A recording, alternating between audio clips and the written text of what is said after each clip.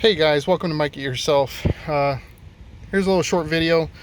What I'm doing is setting up like a parking aid here at my house, because we have to park our Acura RDX in our garage, and it's a very narrow single car garage. These homes were built in the 70s, and the single car garages are very narrow.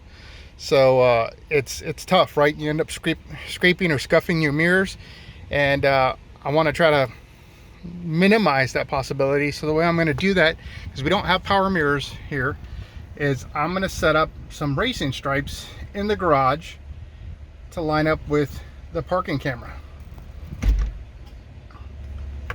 with those lines there. So I'm going to go ahead and put those in, and then once they're in, we'll see how they line up with this camera, and then we'll back the car in.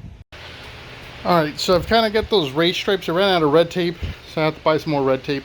I used the painter's tape on the left side. So I put those stripes in to line up with the camera in the car like I showed you. So now it's kind of the moment of truth. We'll line things up and then back it straight in, and that should make sure that we stay clear of the stuff on the side of the garage, since this is really narrow for the RDX to fit in. Alright guys, so we've got those race stripes in, so I'm going to show you what it looks like here on the camera. And if you look, you can see the red stripe on the right, and then the blue painter's tape stripe on the left. So now that I have those in place, I can use those as guides to allow me to back up into the garage. And I just kind of keep my yellow lines just on the outskirts of those, and then I can go ahead and pull right in, keeping everything lined up. And as you see, my mirrors are, they've got about, I'd say, 3 inches of play on each side, so we'll say 6 inches total of wiggle room before you end up scuffing stuff. So now, to help out kind of another level, I also have a stopping mark, and so that dashed line on our camera represents the minimum distance needed. Oops.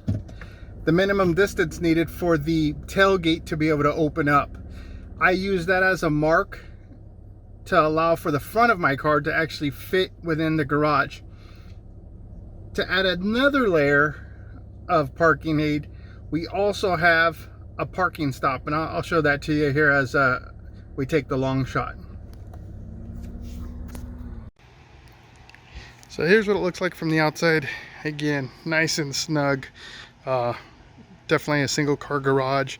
I've got a little bit of space available, so my wife can get out of her car once it's parked, but it's not something where you can pull in and have a packed car of people get in and out of, unless your garage was completely empty. But if you know me, that ain't happening, right?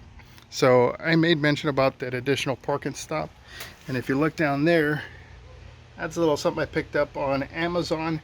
It works really great. It's got double-sided tape on it, and so you just lay that down. And so some people use them as a rolling stop, so as you come to it, it tells you stop at that point. I like to use it as kind of like a speed bump, but knowing once I cross that speed bump is when I stop. So I'll roll over it and then put my car in neutral to let it kind of settle, and I know I'm at a perfect stopping point. And then in the garage, like I said, you saw the raceways. So I've got one there, and I got my blue stripe there. And now I'm able to get in and out of my garage, make parking a little bit easier. It's easier to back in because you have the camera and the mirrors to assist you as you back in, versus going in forward, just because you lose your reference. You can't see your wheels. And when you have stuff like the little sensors kind of poking out, they get in the way. So hopefully you find this helpful.